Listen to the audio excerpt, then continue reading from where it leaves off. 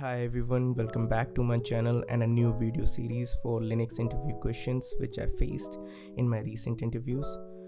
I will be making 3 different parts for this particular series, so stay tuned and subscribe to my channel. So without further ado, let's just jump to the first question, that is, what are different file permissions or permissions in Linux?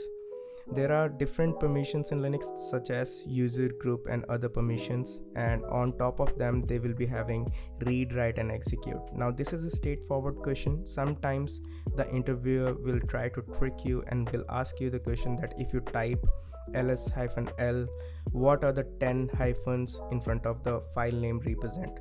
So you have to basically define that the first hyphen will represent what type of file or directory it is, and in a similar fashion the next 3 hyphen will represent the permissions for user and group and others.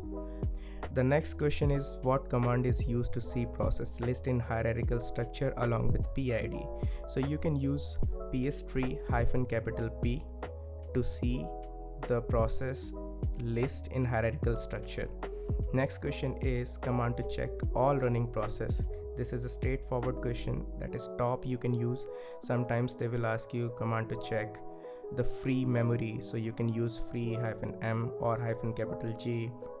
The next question is, what is file path for DNS configuration? Now in this particular question we will be having the answer as /etc/resolve.conf. The next question is a scenario based question. I have recently deleted a partition and unmounted a drive from my Linux machine. Post activity my machine has been restarted and is not coming online. How you are going to troubleshoot it? Now this is a subjective question. I have answered in this manner. You can answer in whatever manner you like.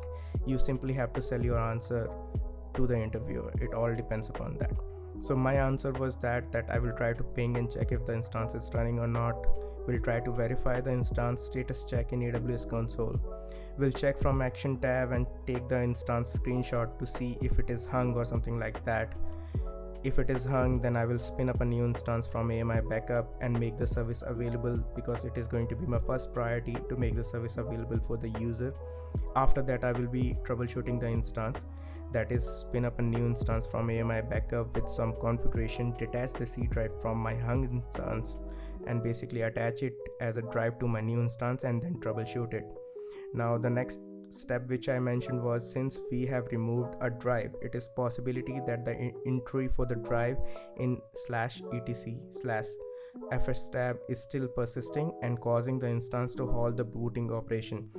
Now the 7th step which I have mentioned is check the /var/log file to understand better and so on. In that manner you can go on. Next question is, what is command to refresh NIC? So you can use systemctl restart network.service. So this is a common command. Now it also depends upon what kind of flavor you are using. You are using Red Hat, Ubuntu, it totally depends upon that. So you can check other answers as well which are available over the internet or Stack Overflow.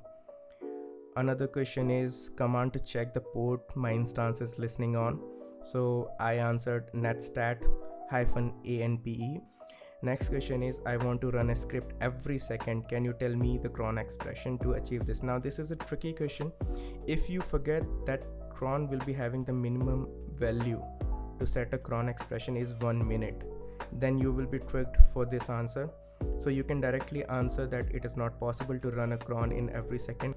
Next question is, difference between SE Linux and Firewall D. So SE Linux is a mandatory access control, that is MAC. Firewall D is a rule-based access control, RBAC type of security controls. The two implement security control on basically differently.